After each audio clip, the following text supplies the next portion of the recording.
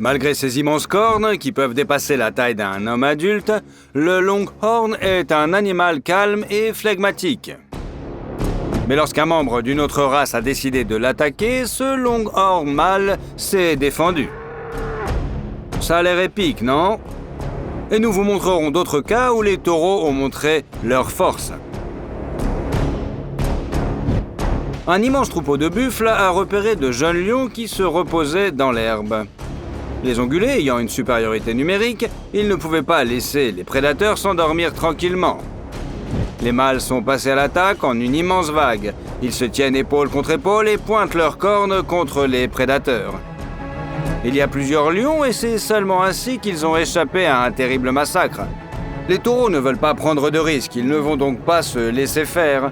Mais les lions ne le savent pas. L'affrontement prend des allures épiques. Les prédateurs ont dû adopter une position défensive et rester à proximité. Ils grognent et tentent de faire fuir les taureaux, mais les lions ne savent pas qu'ils se font malmener. Les taureaux repoussent les lions. Si les prédateurs flanchent et montrent leur dos, ils seront piétinés. Ils reculent donc progressivement un par un. Les plus jeunes d'abord, comme ce mâle à la crinière encore petite. Le problème, c'est qu'il a trouvé un mauvais endroit pour s'asseoir. Cet énorme rocher est peut-être grand, mais il est assez incliné. Alors que les autres mâles détournaient l'attention du jeune lion, l'un d'eux arrive calmement par l'arrière et s'arrête juste au-dessus du lion. On a l'impression que le buffle a décidé de faire une farce au prédateur. Regardez, et comme il veut prendre une belle photo, il prend la pose tandis que le lion, sous sa tête cornue, est presque hystérique. Trouve une réplique amusante au taureau et écris-la dans les commentaires. Finalement, le lion n'en peut plus et saute du rocher. Il est accueilli au pied du rocher par un taureau excité. D'un puissant coup de corne, le lion pèse autant qu'une petite moto et s'envole. Il est vivant, mais quelques côtes sont certainement cassées par l'éperonage. Ce buffle, contrairement au précédent, est sérieux. La pointe acérée de sa corne est passée à quelques centimètres de la gorge du lion. Heureusement, le jeune lion esquive l'attaque suivante et s'enfuit simplement entre d'autres ongulés. Il est peu probable qu'il chasse les taureaux de sitôt. C'est une leçon dont le prédateur se souviendra longtemps. Le lion a essayé d'attaquer le buffle de front, mais c'était une erreur. L'ongulé rencontra le prédateur avec ses cornes. Le lion recula à peine et tenta de contourner l'herbivore par le côté, mais le taureau réagit à la vitesse de l'éclair et rencontra à nouveau l'ennemi. Cela ressemblait à un jeu, mais la rapidité de réaction a permis au taureau de gagner sa vie. Ce taureau se baignait tranquillement dans une eau fraîche lorsqu'un énorme lion l'a attaqué par derrière et l'a mordu à la base de la colonne vertébrale. La réaction de l'ongulé a désagréablement surpris le prédateur. Au lieu de fuir, le buffle se retourna et décida de rendre l'appareil au lion.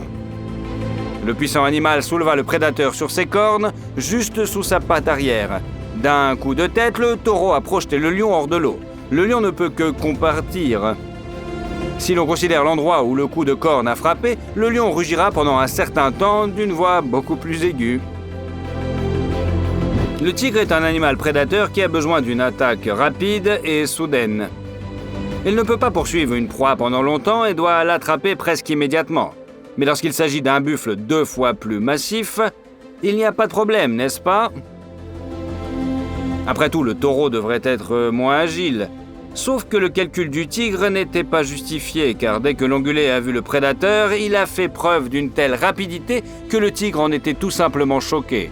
Le taureau a foncé dans le fourré sans ralentir, le moins du monde. Étonnamment, cette bête à cornes s'est avérée être un sprinter. Le taureau a pris 2 pas de retard, puis 3 et s'est retrouvé à bout de souffle.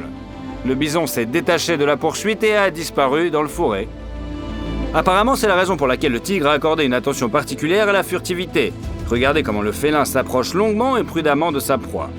Devant lui se trouve un énorme et puissant gaur, un buffle asiatique musclé dont le poids avoisine la tonne. Pour ne pas rater une telle proie, le chat rayé fait preuve de miracle d'endurance. Mais le tigre ne sait visiblement pas à qui il a affaire. Au dernier moment, le gaur se retourne pour faire face au tigre et montre qu'il attendait l'ennemi. S'agit-il d'un piège? Il semble que le taureau ait tellement confiance en sa force qu'il ne s'enfuit pas, mais invite au contraire le tigre à se battre. Et le prédateur rayé recule. Inutile de l'accuser de lâcheté. Lorsqu'une telle bête à sabots s'apprête à t'attaquer de face, la retraite est une décision raisonnable. Et cette scène est encore plus drôle. Ici, le tigre s'approche prudemment de sa proie, et là, il tourne déjà à 180 degrés pour s'éloigner rapidement des ennemis. Et tout cela parce qu'il a été repéré par un grand et puissant Gaour. Que ferez-vous si vous remarquez qu'un tigre s'approche furtivement de vous? Eh bien, le Gaour fonce, tête baissée, et il réussit à mettre la plus grande panthère du monde en débandade. Et ce Gaour a tellement confiance en sa force qu'il n'attend même pas que le prédateur attaque. Il est le premier à se lancer dans la bataille et à poursuivre l'ennemi. Le tigre est choqué par une telle impudence. Certes, le Gaour est 2 fois plus gros, mais il faut tout de même montrer un petit peu de respect aux carnivores. Mais non, le taureau s'en fout complètement. Il court le long de la rive du lac et ne laisse même pas le tigre boire un verre d'eau. Le chat devra battre en retraite. Le prédateur ne veut pas se battre sans effet de surprise contre une telle ordure au corps acéré et aux sabots puissants. Sa vitesse n'est pas à sous-estimer, et sa force non plus. L'Asie est le berceau du zébu. Celui-ci diffère beaucoup des vaches européennes auxquelles nous sommes habitués. Et il est difficile de confondre un zébu avec une énorme vache européenne. Le zébu a une bosse très prononcée sur le dos qui sert vraisemblablement, comme chez le chameau, à accumuler des substances utiles et nutritives dans sa couche de graisse. En effet, le zébu peut se passer d'eau et de nourriture pendant une période assez longue. Moins que les chameaux, mais plus que les vaches européennes.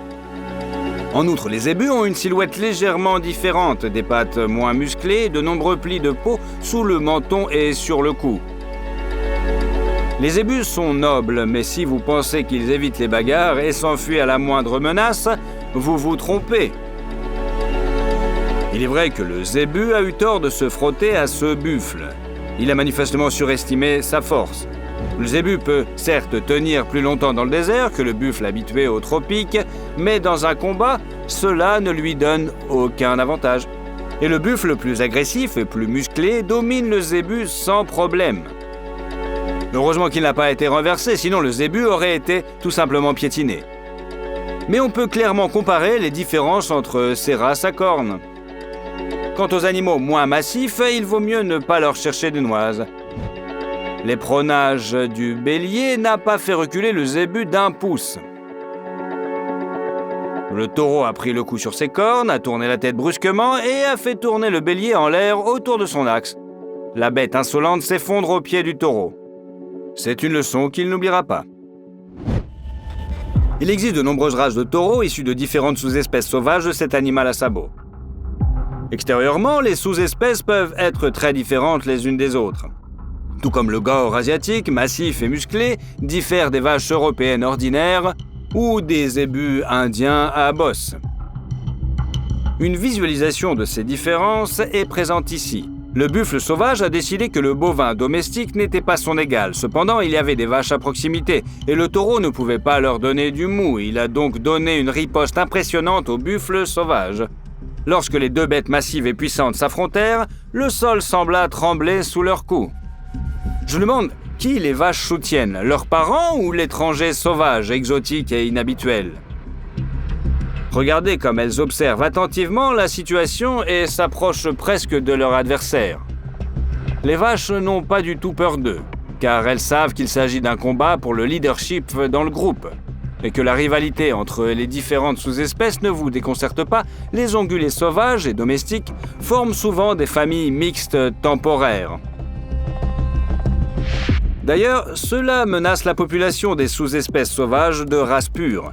Qui voulez-vous encourager? Quoi qu'il en soit, le buffle a compris qu'il ne fallait pas sous-estimer les parents éloignés domestiqués. Remarquez comment le taureau repousse le buffle, comment ils poussent avec leurs pattes, concentrant un effort maximal pour écraser la pression.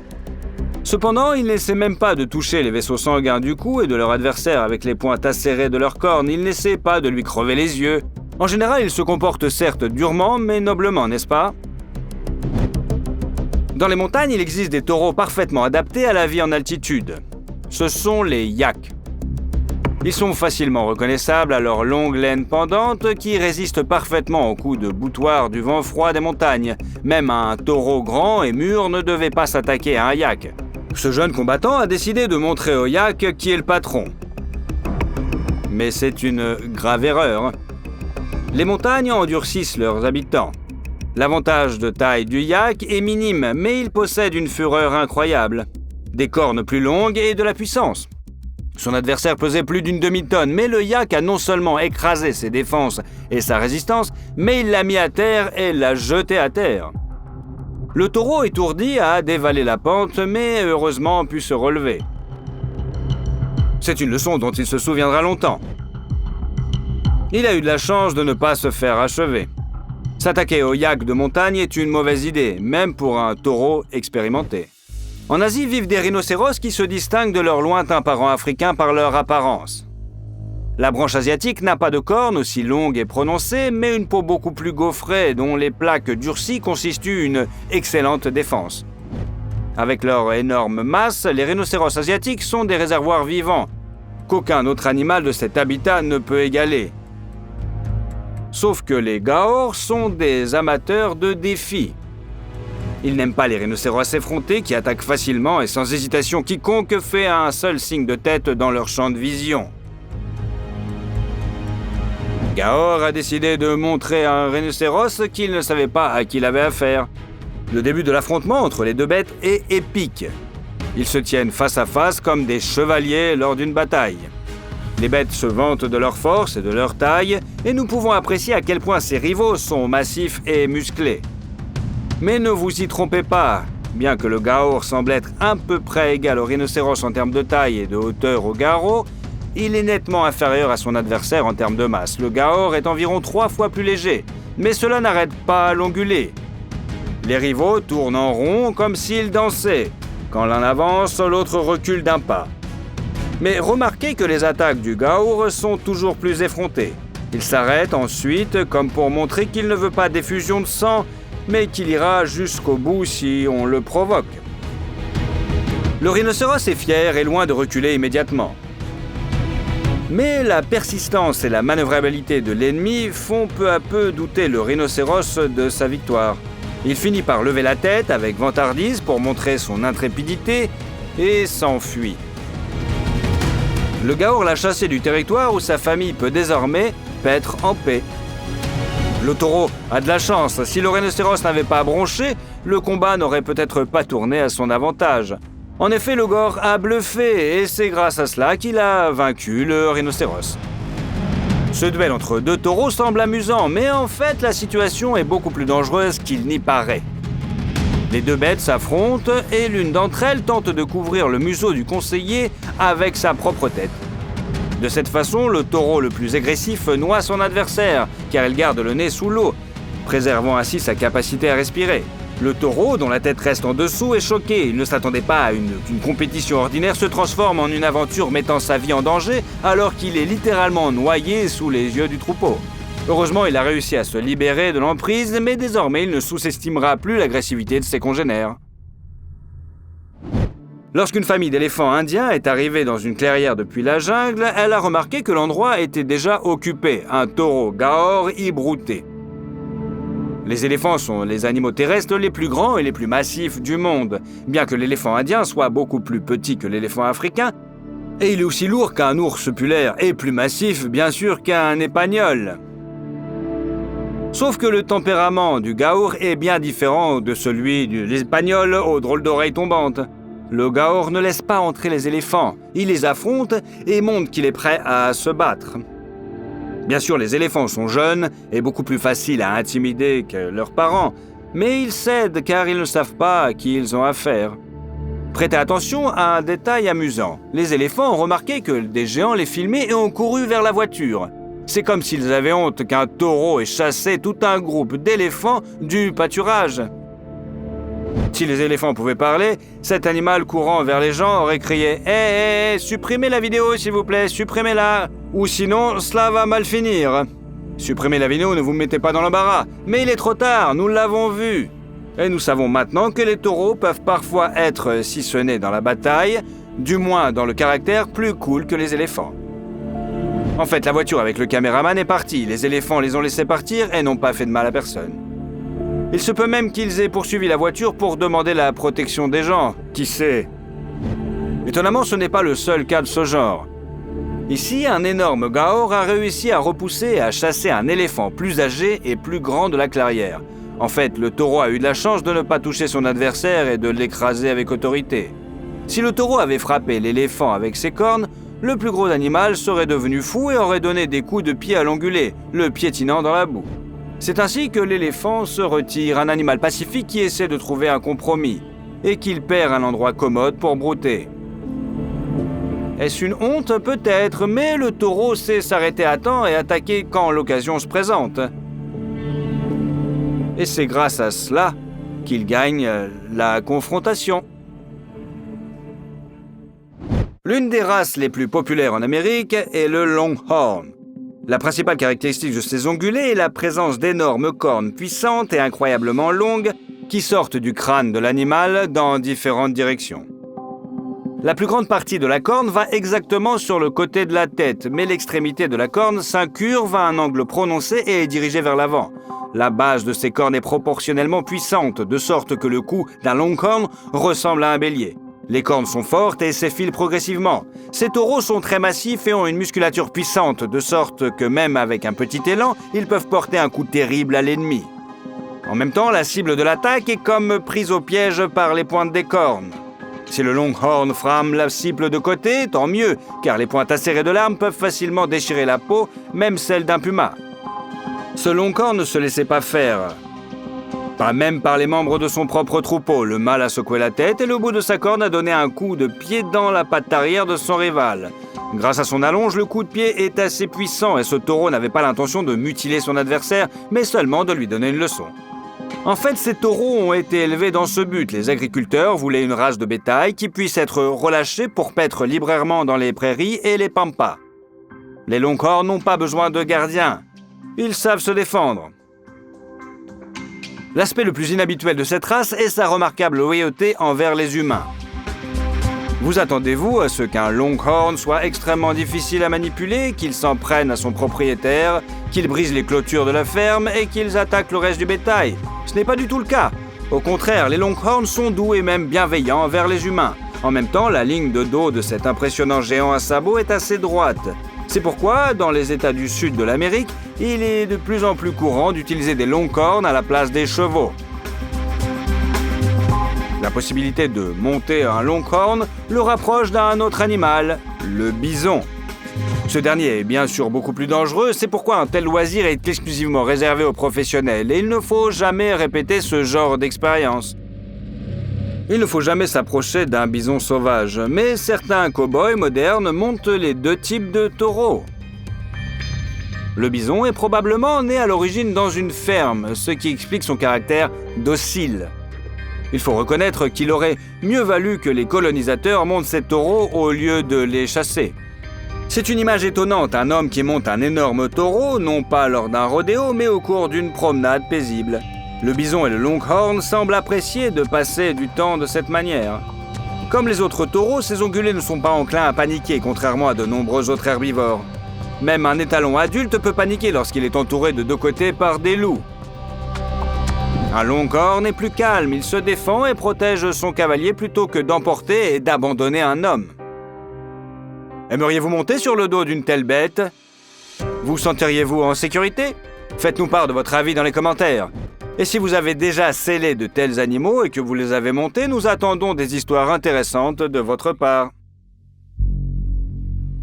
La lionne ne s'attendait pas à un coup aussi terrible. Le taureau ne s'est pas contenté de descendre en piqué et de balayer son adversaire. Il a soulevé le chat sur ses cornes, l'a attrapé avec sa pointe acérée et s'est mis à l'agiter comme un chiffon. Les autres lionnes ont été choquées par ce rodéo. Remarquez l'endroit exact où la pointe de la corne du taureau a frappé, dans le pli de laine qui relie la patte arrière de la lionne à son torse. La prédatrice est incapable de se libérer d'un tel piège. Elle ne peut compter que sur la clémence du taureau. Et cet ongulé n'a pas l'habitude de faire preuve d'une telle légèreté envers ses ennemis. Le taureau profite de l'occasion pour infliger un maximum de dégâts aux prédateurs et malmène sans pitié le corps de la lionne. Remarquez la facilité avec laquelle le buffle la ramasse et la jette au sol, pour ensuite la ramasser à nouveau et répéter son coup.